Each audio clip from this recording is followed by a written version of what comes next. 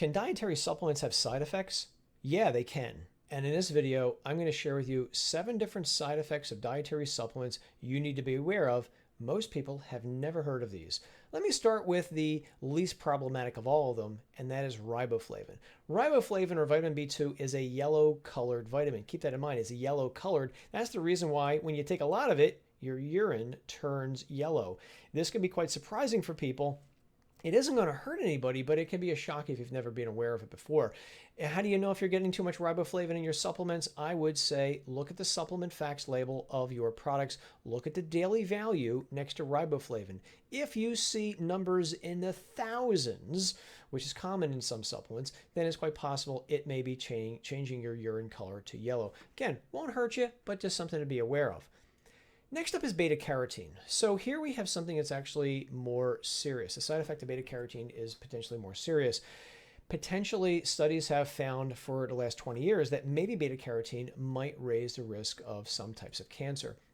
Here is an investigation where they looked at 9 previous beta-carotene studies, and they linked it to more lung cancer and stomach cancers. Specifically, they noted the risk of lung cancer or stomach cancer was greatest in both smokers and asbestos workers. So again, I'll be honest with you, gang, I can't find a reason why anybody should be taking a beta-carotene supplement. I do see it in stores. I do see it online. I can't think of a reason why to take it. It does not protect us against cancer. It does not protect us against heart attacks or strokes or anything like that.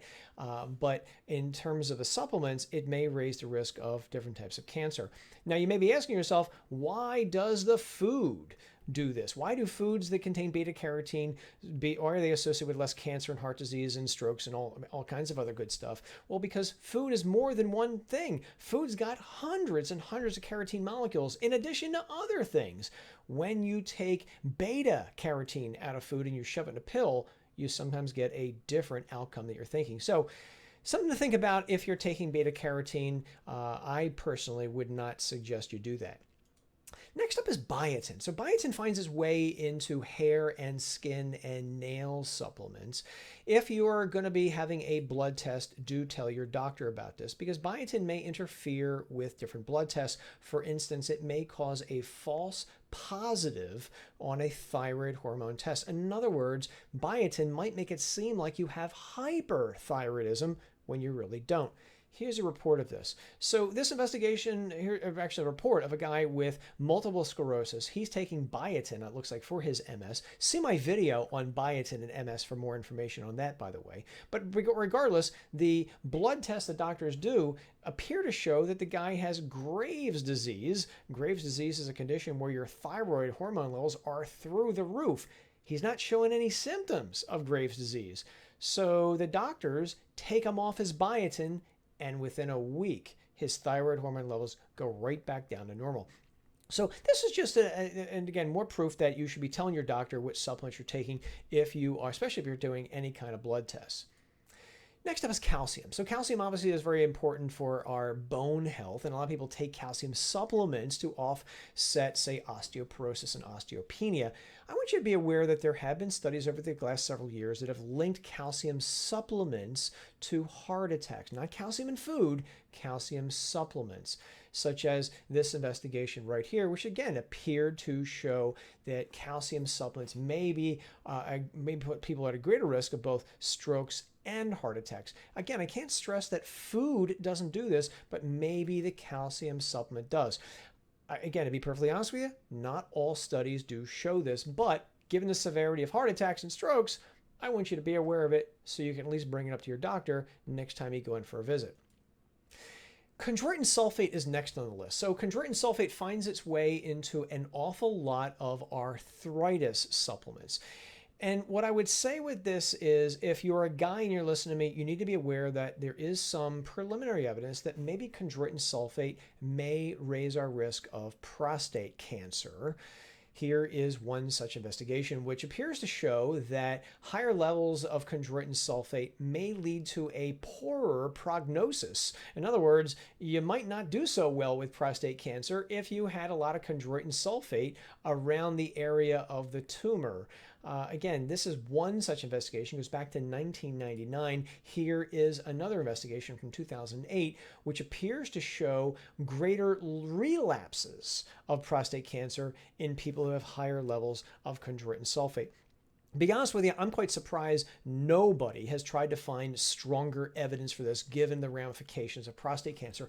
I cannot stress that prostate cancer is as serious for us men as breast cancer is for women. So for the guys watching me, you really want to talk to your doctor about this and think about this if you're taking supplements that contain chondroitin sulfate. Now, chondroitin sulfate is often found in arthritis supplements with its partner in crime, glucosamine sulfate.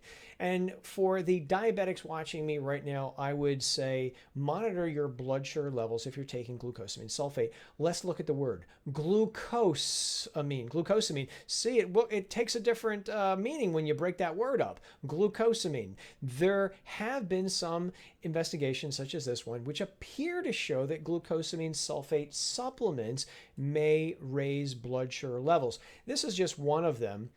And I do want to point out they did note, and this was actually an investigation, by the way, of non-diabetics, and they did note that the elevation of blood sugar was non-significant. So for people without diabetes, it didn't appear to be a big deal, but I'm more concerned with the people who are taking glucosamine who are diabetics.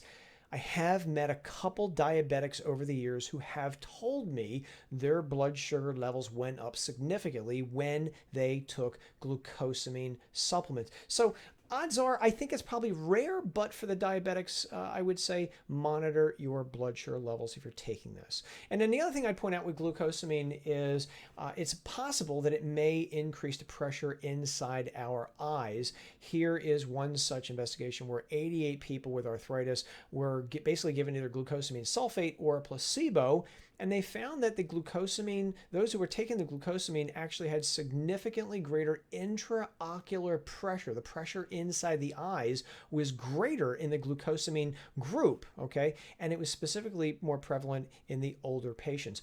Ultimately, what does this mean? Hard to say. But again, if you go to your eye doctor, they're most likely going to measure intraocular pressure. And I think this is something you should talk to your eye doctor about. Last up is Garcinia Cambogia, which continues to be a very popular dietary supplement for weight loss. I don't think it causes weight loss, to be honest with you. I've been very vocal about that over the years. But the thing that make me want to bring this to your attention is several studies over the years have linked Garcinia Cambogia supplements to liver failure. Issue is a lot of these reports came from people taking multi-ingredient supplements. They contain 10 ingredients, for instance. So what caused liver failure? Hard to say, but here is a report of somebody taking a supplement containing only one ingredient. That one ingredient was Garcinia Cambogia. This person needed a liver transplant.